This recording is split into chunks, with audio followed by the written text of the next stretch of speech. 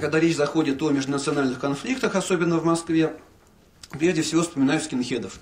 Говоря о скинхедах, нужно прежде всего разобраться, значит, снять некоторые мифы, которые существуют о них и которые, в общем-то, добросовестно поддерживают некоторые СМИ. Первое, то, что, как ни странно, то, что скинхеды нации существуют. Потому что действительно это субкультура, которая имела пик своего развития в 2002 году. В принципе, сейчас эта субкультура, мы опять же подчеркну, не говорим о уровне ксенофобии, а говорим именно о субкультуре.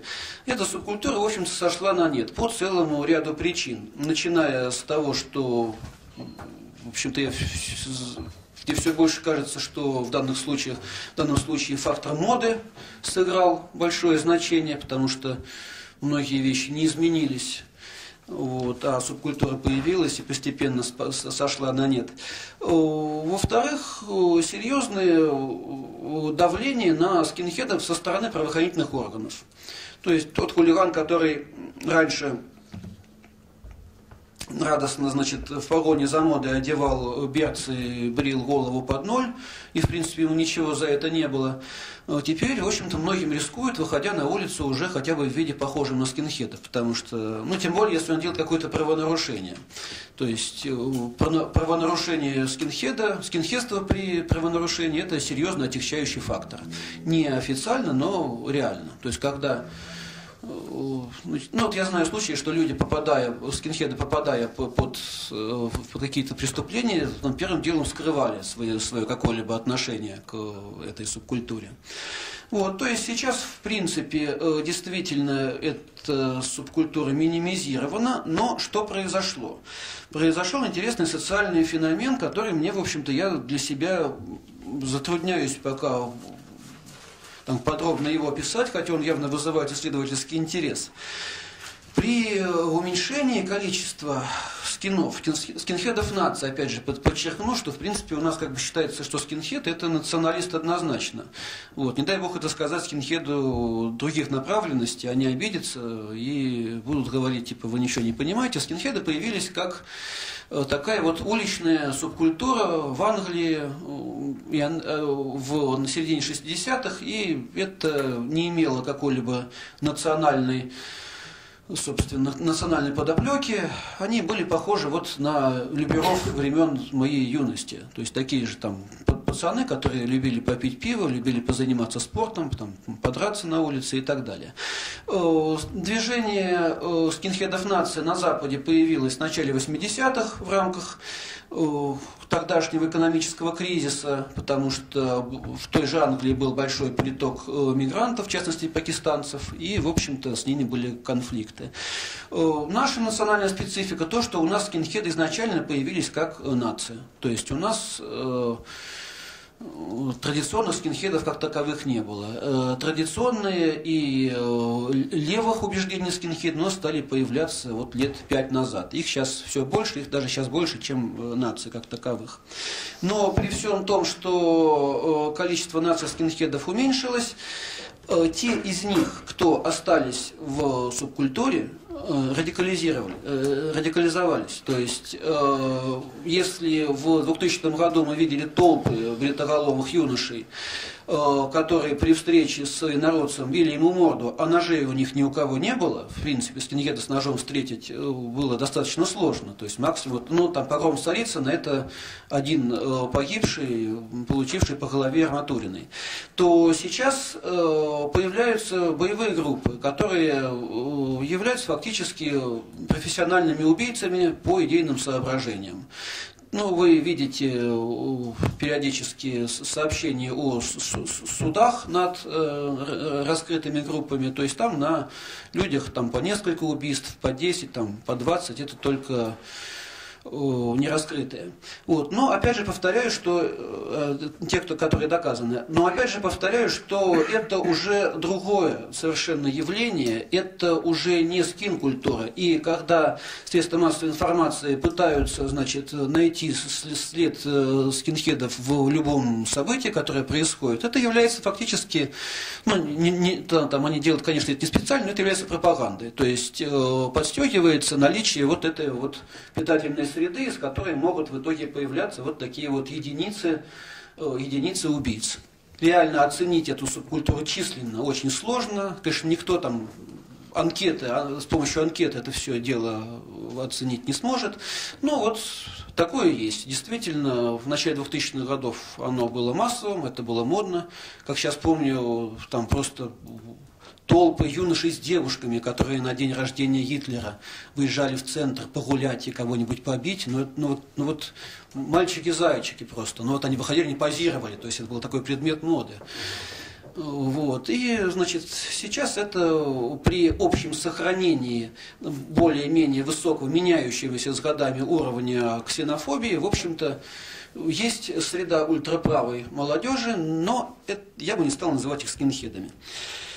В какие субкультуры, ну, описав участников конфликтов со стороны москвичей, опишем участников конфликта со стороны приезжей молодежи, в какие субкультуры вписываются приезжие мигранты, ну, скажем, там, как кавказцы и средние азиаты.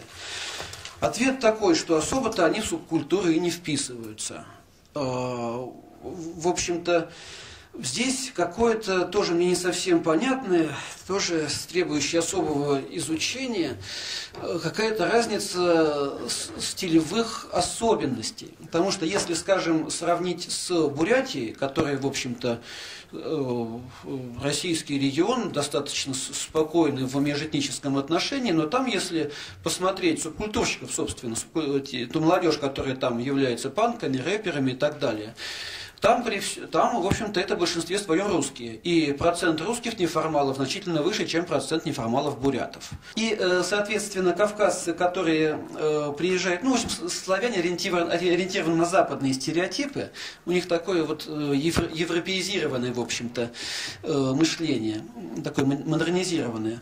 Вот. А инородцы, вот они не такие.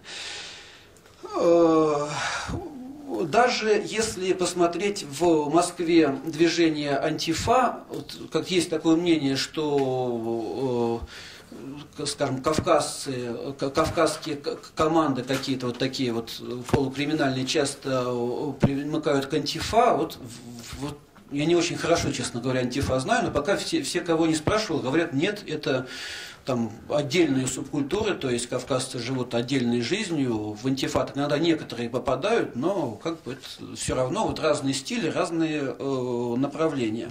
Но исключение, то, что привлекает, значит, не русских жителей Москвы в субкультурном отношении, это субкультуры, связанные со спортом. То есть, например, экстремальные виды спорта. То есть вот здесь вот я смотрю, там вот кавказские юноши, они охотно, поскольку они в принципе так все такие мускулинные, спортивные, они охотно вот в такие вещи часто влезают. То есть катаются на скейтах, там, лазят по горам и так далее. То есть вот здесь вот такой вот менталитет, скажем, кавказца вот, имеет пересечение с менталитетом такого вот русского жителя.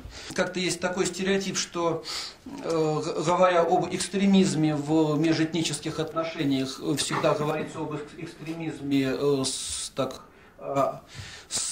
со стороны русских, то есть вот есть там скинхеды, которые там действительно они экстремисты, скинхеды нации, они там делают то и то, но в общем-то есть и я думаю со временем может увеличиваться опасность, которую нельзя прохлопать, это опасность возникновения экстремизма со стороны мигрантов, то есть угроза со стороны каких-то национальных компаний.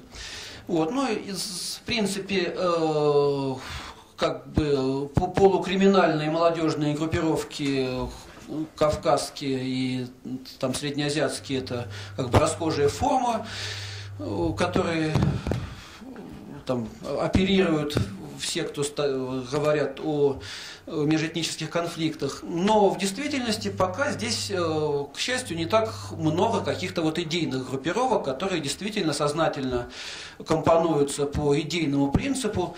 В общем-то, за последнее время действительно нашумевшие и имевшие место одна группировка «Черные ястребы». То есть там, в общем-то, молодежь объединилась по принципу, как, ну, грубо говоря, нерусские скинхеды. То есть скинхеды вот с противоположным знаком.